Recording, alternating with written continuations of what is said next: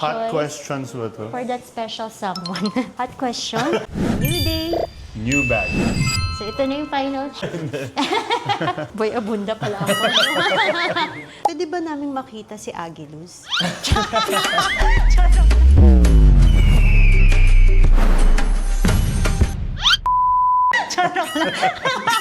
Joke lang. Richard, are you Yeah. more of a planner or biglaan when it comes to surprises? Planner. So ito nakaplan to. Yeah, oo. Minsan biglaan, depende. Kasi minsan din kasi pag biglaan parang mas natutuloy or mas may maganda nangyayari. Pero kung pwede i-plan, minsan pinaplan ko talaga. Mas mahirap ba pumili ng gift or pumili ng role? Pareho mahirap. Parehas mahirap. Parang kanina, nahirapan tayo. Do you believe gifts should be practical or sentimental? I think sentimental. Sentimental. Yeah. When choosing a gift, what matters more for you? Brand or meaning? Depends on the person, but ako more on meaning. Meaning. Yeah. So ito, may meaning ba to? Meron. Christmas Yeah, gift. Christmas. What's one thing people don't know about you when it comes to relationships? That I like surprises. Wow. Sweet. Babe.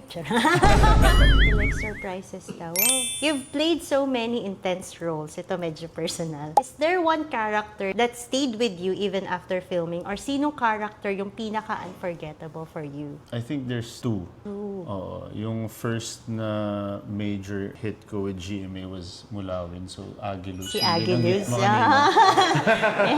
And then yung isa, yung first show naman na ginawa ko with ABS, which also became a hit, which is Supremo. Oh. Sa Lalo na Sangre. Supreme.